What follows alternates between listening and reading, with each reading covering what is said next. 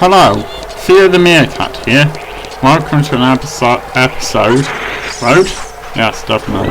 Episode of The Legend of Zelda Ocarina of Time Master Quest. The 36th episode, in fact. So, in theory, if you bang into one of those trees as at night, basically, then a Skulltula will drop out. But I have tried that. The strategy guide said that would happen, and it didn't. In fact, I tried every single tree in this area, in the Desert Colossus area, and none of them have Skulltulas in. So don't bother with that. I guess they made a mistake for some reason. Anyway, yeah, you can get free fairies from here, which is cool. Now, I suppose by this point I really ought to have shown you how to get a fourth bottle, and I apologise. You probably already know, because face facts, this game is old enough for anyone who's watching this to have probably tried to play it already. You're probably not watching this to use it as a walkthrough.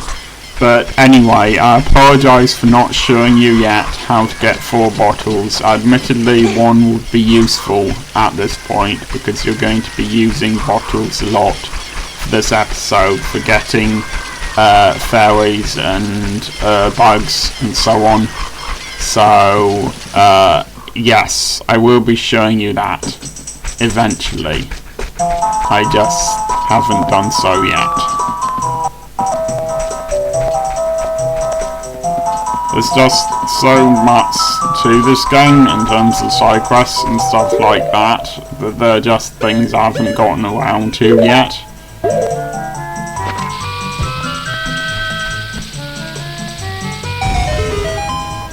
So this hole isn't particularly useful at the moment because you already have enough rubies and that's the only thing you find in there, unless shooting that nest does anything. In Majora's Mask, some of the bees' nests, wasps' nests, whatever, contain stray fairies. Unfortunately, some of them also contain wasps or bees, so that's probably what would happen in Ocarina of Time. I just don't know for certain. So you may remember that I still have one magic bean left, or you may not. If you don't have one magic bean left, then you need to turn into a kid, and then, or Link does anyway, and then you need to use a serenade of water to go to Zora's River, and then buy magic beans, because you're going to need them here for this. So yeah, at the end of the last episode I said you need to be an adult to be able to get most of the side quests you can get in the Desert Colossus done, or most of the free stuff anyway. I guess they're not technically side quests. And I was wrong about that. You actually need to be a child to do most of them. So there you go. But that's easily fixed. You just use a prelude of light to go back in time and put the sword back in its pedestal, and then you use Requiem and Spirit. In fact, I had to use the combination of the 2 songs a lot during this episode, and I actually got quite annoyed. Those things, the levers that attack you, are quite annoying when you're a child because, they're your size and they move quite quickly, and as I said in the last episode, they keep respawning. So there's that. It's actually quite fortunate that you can get stray fairies, the ordinary fairies even, for free here. Ordinary fairies. That's not a combination of words I have to use very often. Anyway. Yes. So it's fortunate that you can find them here, but yeah, this was an annoying episode to record. Not that you cared that much, probably, but...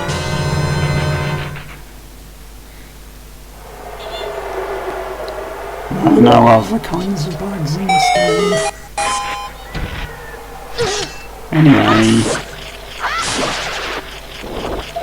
And for some reason, although they can't normally get onto that pedestal, 2 levers seemingly randomly come past you when you kill that gold Skulltula.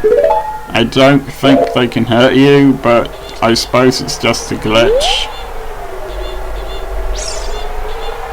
I know, it looks like Link is doing something quite unseemly to the price where he grants the magic being there.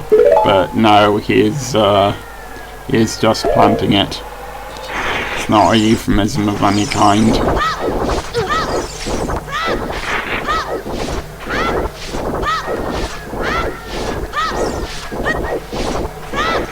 And having to go back and forth to this oasis to get healed as well. Well, I suppose I don't have to, but still, that gets kind of annoying. So yeah, don't worry about losing a stray fairy here, because you can always get another one easily enough.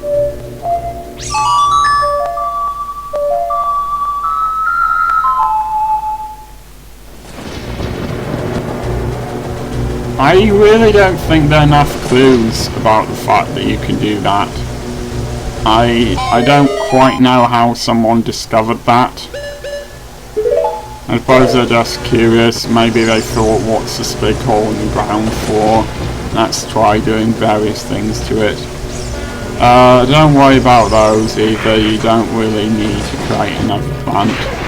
So, as far as I know, I don't think you need another one.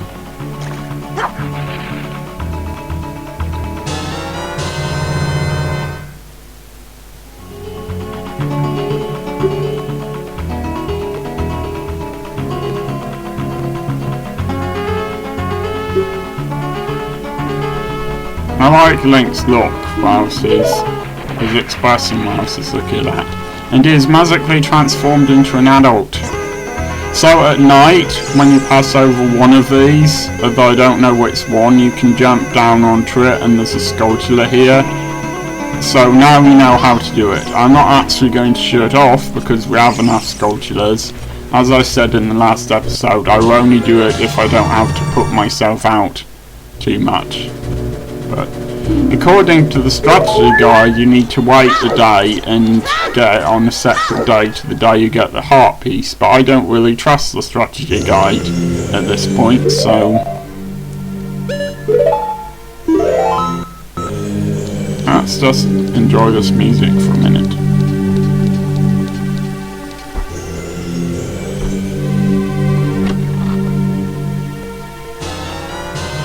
And it's the bomb too that you could have purchased for £200 earlier from the weird carpet floating man in the desert.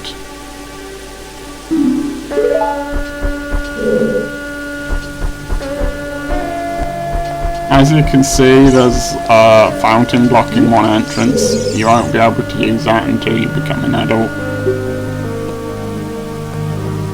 Don't pick the first 2 options. He doesn't say anything interesting. I think he just says, you're a kid, why are you doing that? Get out of here.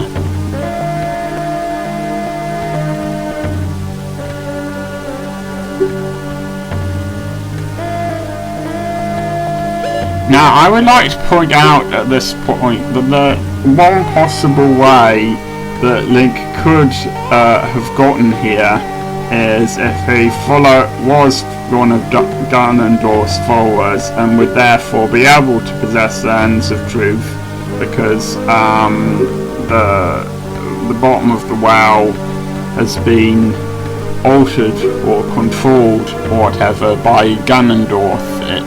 It's him who's sort of in charge of the evil here. So basically what I'm trying to say is he trusts you instantly, and that's kind of weird because the only way to get here is with the Lens of Truth. and there's only one of them, and you need to go to the bottom of the well to do that, which means that the Shadow Temple boss creature has been released from the well. So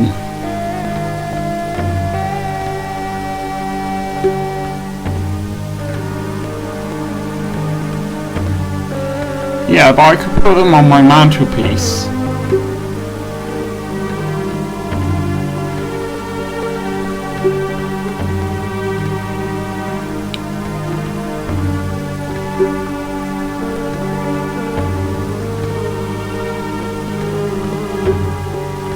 Hang them up next to my gloves made out of diamonds, which I obviously have. Trust me. Yes, let's not think too much about what the great things we do for you is. Especially at Link's age.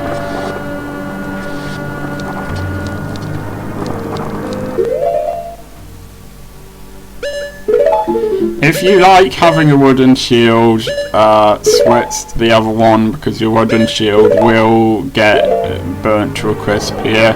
If you don't mind losing the wooden shield, then whatever, use it. Pretty soon you won't have any shield. You won't have a shield until you equip the non-metal one. But see, the metal shield is already being burnt by that thing by now. 2 seconds into it. So yeah, you can only destroy these with bombs. At first they grow red and they have fire coming out of them, not the bombs, the creatures. So you need to cool them down using the first few bombs, and they slowly start to look like they're made of ash. And when you do that, a couple more bombs to do it. But eventually, if you don't do anything to them, they will turn from ash back into proper fire again. So bombs are the only way to get them.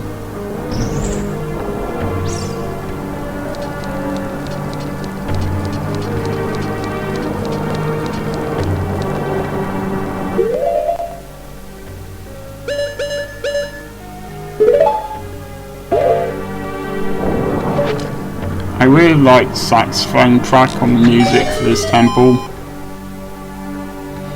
This was one of those temples that has Muslim symbols in it, which are originally the Gerudo symbols.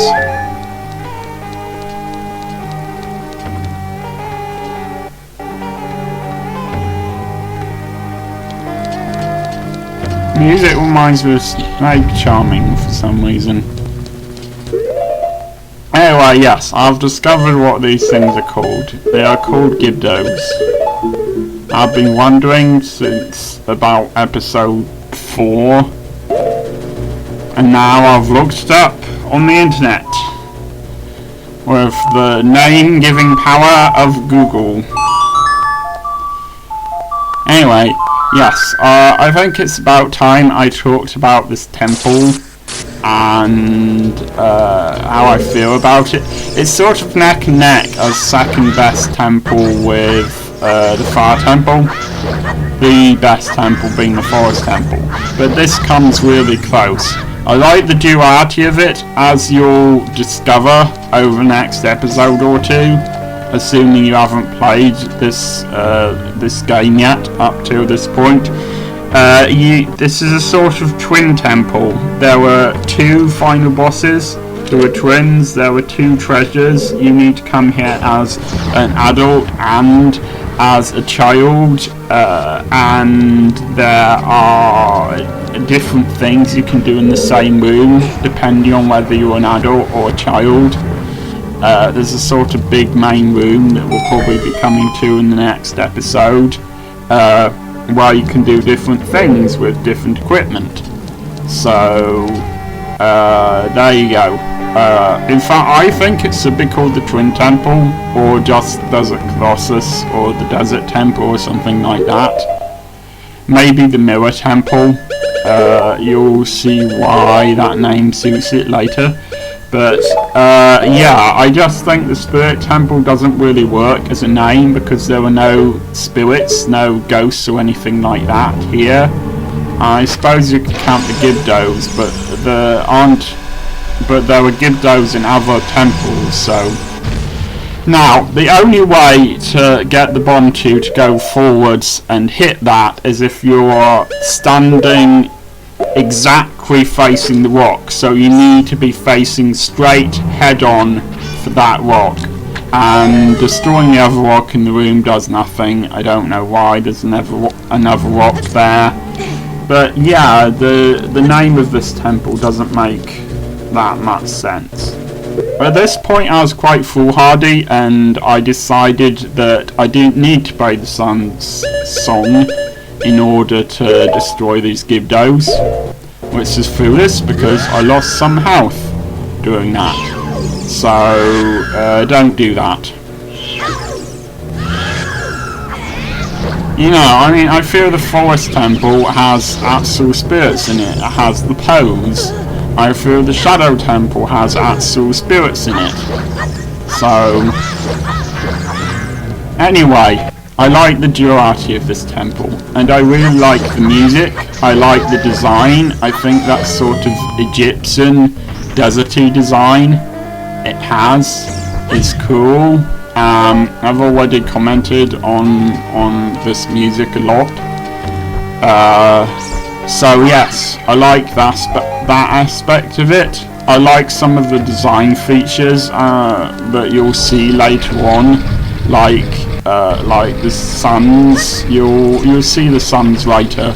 They're in another episode probably, but it'll be worth watching because they're quite interesting. And I was just incredibly lucky there. I wasn't expecting him to fall down. Whenever I played this bit before, I've had to fight him to the death. But this time he just fell. So that was helpful. Again, I suppose if you have the 4th bottle, you can collect more fairies at this point. But I didn't tell you it, and that's just me. That's just the way things work, I guess. I also like the surroundings of the temple. I like the desert itself.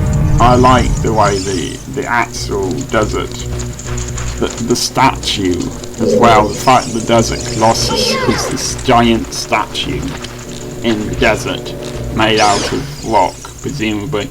You don't have to kill all of the keys here, but it is quite useful. Some of them become fire keys, and they just get in your way. Plus, this has one of my favourite enemies, if not my absolute favourite enemy in it. And you can just about see it in the background. Sometimes it is in this room, but it's at the other side of this bridge. So...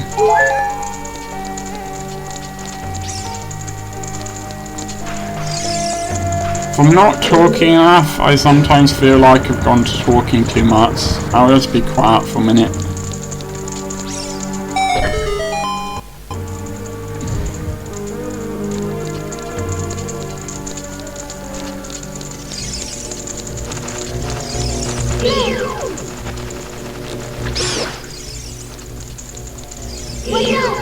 This thing doesn't actually harm you.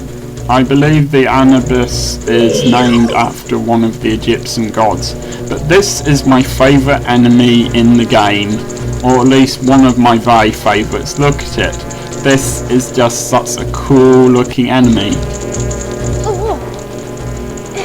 Yeah, what I was trying to do, since it seems to mirror your movements, is get it to walk into one of these fire things. Or float into it. Fire things, I believe they're called torches. Actually, you'll find. Yes, quite. So yeah, I was trying to get it to walk into them, but it didn't seem to work very well. Doesn't seem to be enough space without me falling off. So, like that. And then I deliberately jumped off. Don't know why, I just did. So yeah, as it says, they're vulnerable to fire, and if this area was longer, then you could just walk straight back into a torch, but they just sort of hover They don't really do anything to you. I have no idea why he's not falling off right now. One of his legs is hanging off there. But yeah, in the end I just decided to give up and just burn the thing.